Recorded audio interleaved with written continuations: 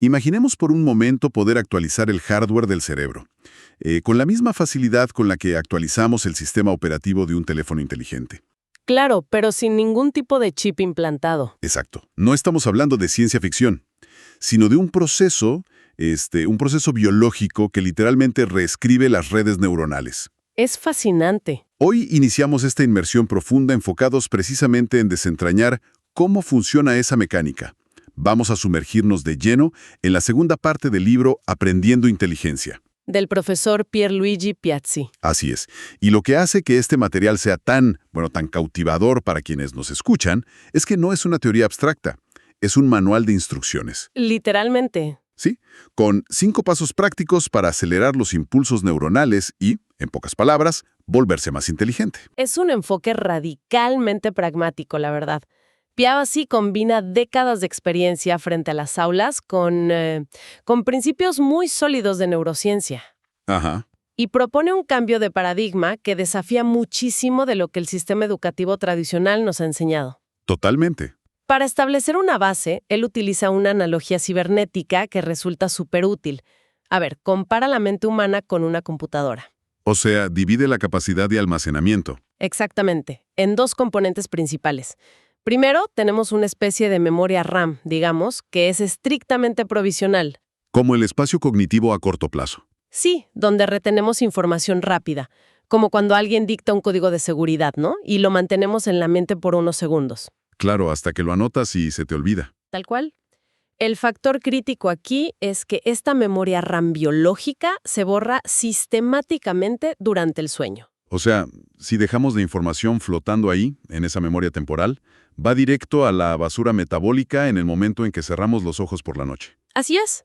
Y en contraste tenemos el equivalente al disco duro, que vendría siendo nuestra corteza cerebral. Donde reside el conocimiento a largo plazo. Exacto. Pero hay una diferencia monumental entre una máquina de silicio y un cerebro orgánico.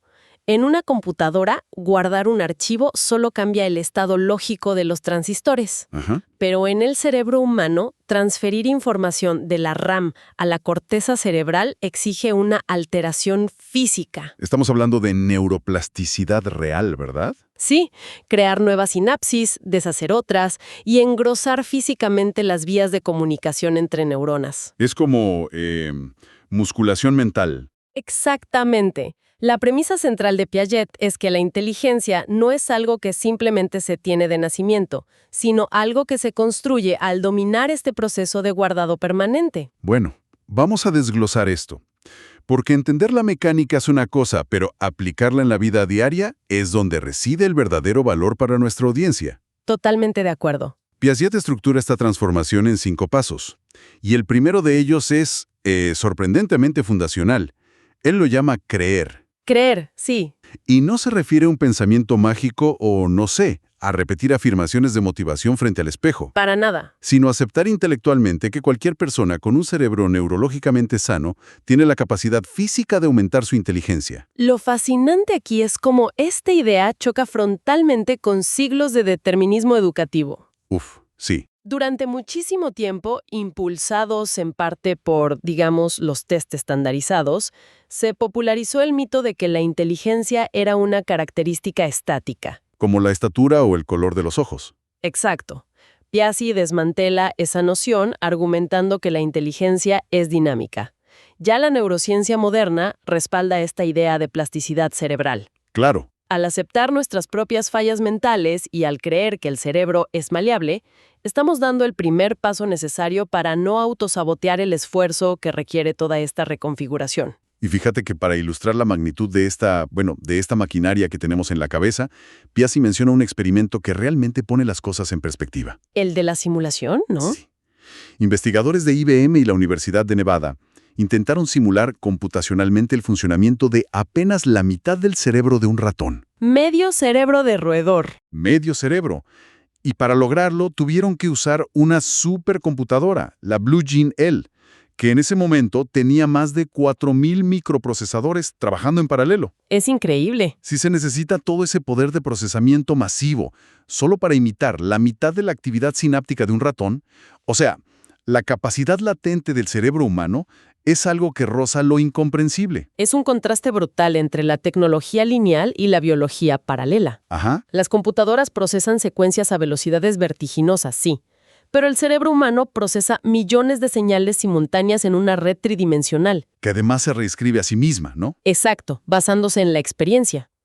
Así que el problema no es que falte hardware. El problema, como señala Piazzi en su segundo paso, es cómo tratamos ese hardware. Lo cual nos introduce al concepto de, y cito textualmente, evitar la estupidez. Un título bastante provocador. Bastante.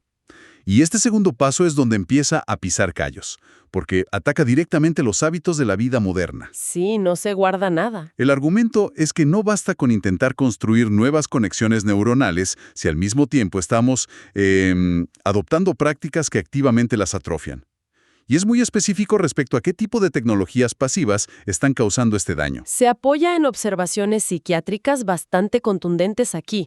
Cita, por ejemplo, investigaciones lideradas por psiquiatras y expertos como la doctora Susan Greenfield de la Universidad de Oxford. Ajá.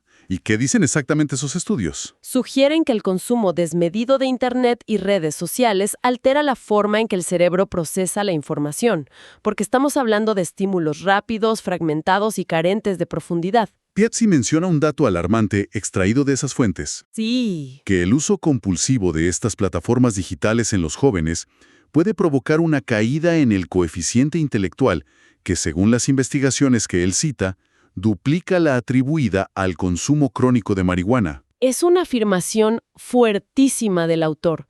Básicamente dice que la gratificación instantánea y ese desplazamiento pasivo por una pantalla están erosionando la capacidad de atención sostenida. Es un embotamiento cerebral. Y hablando de atención, Piazzi se mete en un terreno aún más polémico en este capítulo cuando aborda la crisis de concentración en las aulas. Sí, el tema del TDAH. Exacto. Tiene una perspectiva muy particular sobre diagnósticos como el trastorno por déficit de atención e hiperactividad y el uso de medicamentos como la Ritalina. Es fundamental aclarar para quienes nos escuchan que nosotros solo estamos reportando lo que dice el material fuente. Claro, no estamos dando ningún tipo de consejo médico ni tomando posturas. Para nada. Pero, ¿cuál es el argumento de la fuente sobre esto? Piazzi analiza esta situación desde la trinchera de la pedagogía, desde el aula. Su postura, y reitero, su postura, es que estamos medicalizando lo que en muchos casos es un problema de entorno y comportamiento. O sea, falta de organización. Exactamente. Él argumenta que una gran parte de lo que se diagnostica hoy no es un déficit neurológico inherente, sino el resultado de un estilo de vida caótico. Falta de horarios, exceso de pantallas y desorganización generalizada. Claro, el autor plantea que en lugar de estructurar el entorno para exigir disciplina mental, la sociedad moderna a veces prefiere administrar un fármaco para forzar esa concentración. Esa es su crítica educativa hacia la dependencia a soluciones rápidas. Pero bueno, independientemente de la controversia, el mensaje subyacente para quien busca optimizar su mente es muy claro aquí. Hay que ser implacable al recortar los estímulos que promueven la pereza cognitiva. Exacto. Moderación ante todo. Si hay dependencia de atajos, ya sean digitales o de otro tipo, para concentrarse no se está entrenando el cerebro, se está adormeciendo. Es pura higiene mental. Así es. Una vez que se acepta que la inteligencia es maleable y se eliminan los hábitos que la erosionan, entonces el terreno está listo para construir. Y el tercer paso del método es, paradójicamente, estudiar poco. ¿Suena contraintuitivo? Totalmente. Aquí es donde se pone realmente interesante, porque va en contra de esta figura tan glorificada del estudiante que pasa la noche en vela. Tomando litros de café. Sí, tomando café y leyendo 1000 páginas horas antes de un examen final. Piazzi dice que eso es un desperdicio absoluto de energía.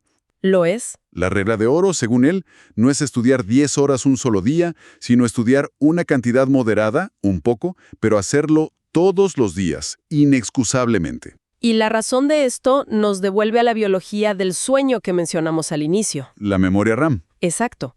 Cuando se asiste a una conferencia o se lee algo por primera vez, solo se están cargando datos en esa memoria temporal. El aprendizaje real, la consolidación en la corteza cerebral, no ocurre mientras se lee. Ocurre mientras se duerme. Así es. Piazzi utiliza una analogía muy visual. Compara las fases del sueño con el mantenimiento de un automóvil. El sueño profundo es como detener el coche, apagar el motor y dejar que el sistema se enfríe. Ajá. Pero la fase REM, la fase donde soñamos, es cuando realmente se abren las puertas del taller, se cambian las llantas y se ajustan las tuercas. Me encanta esa imagen. Es en estos ciclos específicos de la noche cuando el cerebro evalúa toda la información de la RAM, tira a la basura lo irrelevante y graba físicamente lo importante en el disco duro. Pero claro, si alguien se queda despierto toda la noche estudiando, se salta por completo ese proceso de mantenimiento. Pierde la ventana biológica. Retiene los datos en la RAM temporal el tiempo suficiente para, digamos, escupirlos en el examen a la mañana siguiente. Pero un par de días después, Desaparecen. esa información simplemente se esfuma. El cerebro nunca tuvo la oportunidad de construir la sinapsis para retenerla a largo plazo. Ese es el costo biológico del estudio de última hora. Y Piazzi advierte que este comportamiento ha creado una epidemia de estudiantes que aprueban todo, pero en realidad no saben nada. Y ahí relata una anécdota, una interacción muy reveladora con estudiantes de la carrera de Derecho, ¿verdad? Sí, les pregunta sobre el propósito real de sus estudios. Las respuestas iniciales son vagas, muy idealistas al principio, Ajá. hasta que finalmente admiten que el objetivo principal de 5 años de universidad se ha convertido simplemente en aprobar el examen final del Colegio de Abogados, la OAB. Toda una carrera universitaria reducida a un curso gigante de preparación para una sola prueba estandarizada. Tristemente, Piazzi señala que esta mentalidad orientada a pasar pruebas es una trampa. Totalmente. Si se deja de estudiar ese poco diario, es un día perdido en el proceso de alterar la estructura física del cerebro durante el sueño profundo. Es un crecimiento orgánico. No se puede acelerar con pánico la noche antes de la fecha límite. Entonces, la consistencia diaria es innegociable. Pero la cantidad de tiempo no es la única variable. La calidad del esfuerzo es igual de crítica. Y eso los lleva directamente al cuarto paso. Buscar desafíos. Buscar desafíos. Si la inteligencia se forja creando nuevas conexiones neuronales, bueno, esas conexiones solo surgen como respuesta a una necesidad real. Porque el cerebro es un órgano energéticamente muy costoso, Y perezoso por naturaleza. muy perezoso. No va a gastar recursos en crear nuevas vías sinápticas a menos que se enfrente a un problema que las vías existentes simplemente no pueden resolver. Es la definición misma de gimnasia mental. Piazzi plantea una regla de decisión brutalmente simple para el día a día. A ver, Dice que siempre que uno se encuentra ante un camino fácil y un camino difícil, la inteligencia exige que se elija el difícil. esto plantea una pregunta importante para nuestra audiencia. ¿Cuál? En la toma de decisiones cotidianas, ¿cuántas veces optamos por la comodidad a expensas del crecimiento cognitivo? ¿Qué es lo que más llama la atención de esta necesidad constante de dificultad deliberada? Pues que la fricción es el único lugar donde ocurre el crecimiento real. Y ojo, Piaget nos sugiere que todos deban ponerse a resolver ecuaciones diferenciales en su tiempo libre. No, da ejemplos muy prácticos de la vida diaria. El ejemplo de ver una película es brillante. Digamos que alguien decide ver una película extranjera. La opción fácil, la que no requiere ningún esfuerzo cognitivo, es verla doblada al español. El cerebro recibe la información de forma pasiva. Exacto. Pero la opción difícil, y por ende la que construye inteligencia, es poner el audio en su idioma original y los subtítulos también en ese idioma extranjero. Al principio, la incomodidad es enorme. Sientes que la trama avanza demasiado rápido, que te pierdes los detalles visuales por estar leyendo. Pero Piazzi nos recuerda que así es exactamente como aprendimos nuestro idioma materno cuando éramos bebés, enfrentando un caos absoluto de sonidos, sin subtítulos, hasta que el cerebro fue forzado a reconocer patrones. Esa incomodidad inicial es literalmente la sensación física de tu cerebro trabajando para adaptarse. Otro contraste clarísimo que hace el autor es entre la experiencia cinematográfica y la literaria. Oh, el ejemplo de El Señor de los Anillos. Sí. Ver la trilogía dirigida por Peter Jackson es increíble, pero es un proceso pasivo. Claro, la imaginería visual, el tono de voz de los personajes, el ritmo, todo ha sido predigerido y entregado al espectador. En cambio, leer las novelas originales de Tolkien es una tarea formidable. Requiere decodificar una sintaxis compleja, imaginar la topografía de la Tierra Media desde cero, Mantener en la memoria árboles genealógicos enteros. y sostener la atención durante semanas. La fricción inherente a la lectura del texto original es precisamente lo que hace que el lector se vuelva más inteligente en el proceso. Y esto me hace pensar en cómo solemos usar la palabra nerd de forma despectiva a veces. Piacuzzi hace una distinción muy aguda aquí. Sí, redefine el concepto. Un nerd no es solo alguien que saca buenas notas. Un nerd es alguien que ha aprendido a disfrutar de esa fricción intelectual.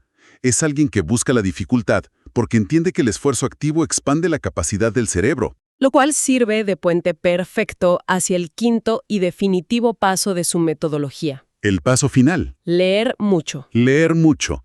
Piazzi lo considera la herramienta definitiva, el motor principal de toda esta reconfiguración física de la que venimos hablando. Pero antes de explicar por qué es tan poderoso, hace una alerta sobre una condición verdaderamente devastadora en la sociedad moderna. El analfabetismo funcional. Exactamente.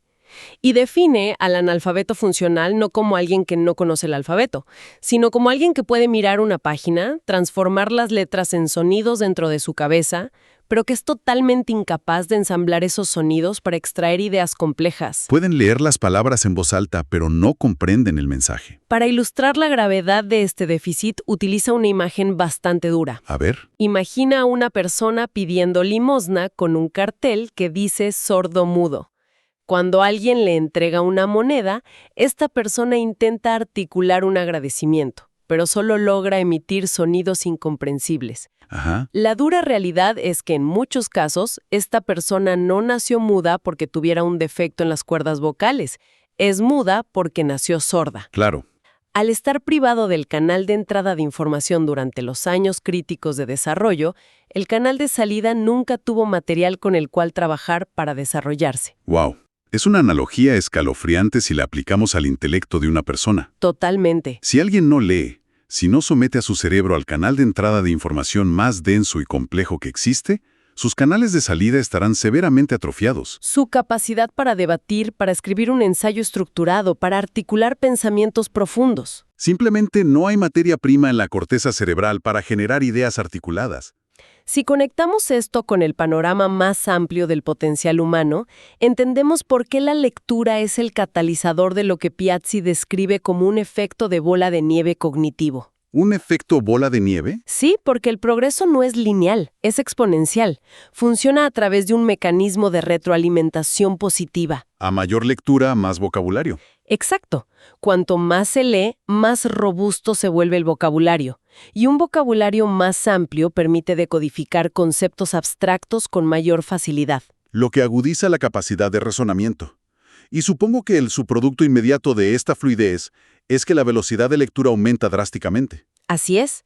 Al leer más rápido, se pueden consumir aún más libros en menos tiempo, acelerando todo el ciclo. Piezas incluso ilustra esto con una gráfica conceptual en el libro. Muestra a 3 personas hipotéticas que nacen con niveles de facilidad intelectual completamente distintos. Y el punto crucial del gráfico es que el nivel inicial es irrelevante a largo plazo. Totalmente irrelevante. Si la persona que empezó con la mayor desventaja adopta el hábito de la lectura diaria y rigurosa, su trayectoria de inteligencia subirá consistentemente. Con el tiempo, inevitablemente va a superar a la persona que nació con una mente rápida, pero que se rindió a la comodidad y dejó de ejercitar su cerebro. Es la victoria indiscutible de la neuroplasticidad sobre el talento innato. Piazzi es categórico al afirmar que el dominio del idioma, a través de la lectura masiva, junto con el dominio de la matemática, constituyen las 2 columnas vertebrales del intelecto. Representan, según él, el 90% del camino recorrido hacia una mente analítica superior. Si no hay fluidez en estas 2 áreas, la capacidad para procesar la realidad y dar sentido al mundo interior siempre va a estar limitada. Entonces, ¿qué significa todo esto al observar la arquitectura completa del método del profesor Piazzi? Pues que no es una serie de trucos rápidos. Exacto. Es una filosofía de resistencia cognitiva. Empieza por derribar nuestras propias creencias limitantes sobre la inteligencia estática, creer que podemos mejorar. Luego, exige una depuración drástica del entorno, cortando la dependencia de estímulos pasivos que nos adormecen. Evitar la estupidez. Requiere que abandonemos la mentalidad de estudiar solo para aprobar exámenes y abracemos el estudio constante en pequeñas dosis diarias. Respetando el sueño. Respetando el sueño. Estudiar poco. nos obliga también a rechazar la comodidad, buscando activamente la dificultad de nuestras rutinas. Buscar desafíos. Y culmina, por supuesto, en el compromiso inquebrantable de leer profunda y extensamente. Leer mucho. Los 5 pasos. Y yo creo que el aspecto más esperanzador de este marco de trabajo es su universalidad. Sí, Piazzi enfatiza un punto vital. Nunca es demasiado tarde para empezar. La ventana de oportunidad no se cierra. Incluso en la tercera edad, el cerebro conserva su plasticidad. El ritmo de creación de sinapsis puede ser un poco distinto al de la juventud, pero la capacidad de reconfiguración estructural permanece intacta. Qué buena noticia para quienes nos escuchan. Yo estoy segura de que el verdadero trofeo de someterse a esta disciplina mental no se mide en sacar buenas notas o en tener éxito profesional o ascensos corporativos. Esos son apenas efectos secundarios agradables. Exactamente. El propósito real de cultivar una inteligencia superior es lograr la capacidad de experimentar el mundo con mayor nitidez, ver las cosas claras. Tener la agudeza mental para percibir matices, conexiones y belleza en lugares donde una mente no entrenada solo vería ruido de fondo. Es, en última instancia, vivir una vida intelectualmente más rica, más intensa e interesante. Es una forma muy poderosa de replantear el esfuerzo. Deja de ser una simple obligación académica y se convierte en una herramienta de emancipación personal. Las ideas de la segunda parte de Aprendiendo Inteligencia nos devuelven la responsabilidad total sobre la calidad de nuestra propia mente. No hay excusas. Ninguna. Y para cerrar este análisis de hoy, hay una reflexión ineludible que surge de todo esto y que queremos dejarle a nuestra audiencia para que la exploren por su cuenta. Adelante. La necesidad de elegir siempre el camino difícil. ¿Qué impacto a largo plazo está teniendo nuestra cultura moderna? Es una gran pregunta. Vivimos en una era definida por el imperativo tecnológico de eliminar absolutamente toda fricción. Los algoritmos nos entregan información predigerida, la automatización hace el trabajo por nosotros y el entretenimiento se diseña para requerir cero atención sostenida. Todo es comodidad. Exacto. Si la comodidad es el enemigo biológico del crecimiento neuronal, como dice Piazzi, ¿hasta qué punto esta obsesión social por la gratificación inmediata sin esfuerzo está reescribiendo permanentemente y limitando la evolución cognitiva de las próximas generaciones? Es una paradoja fascinante y un tanto inquietante para analizar en nuestro día a día. Totalmente. Nos despedimos por hoy esperando que hayan encontrado el valor en elegir el camino difícil de ahora en adelante. Hasta el próximo análisis profundo.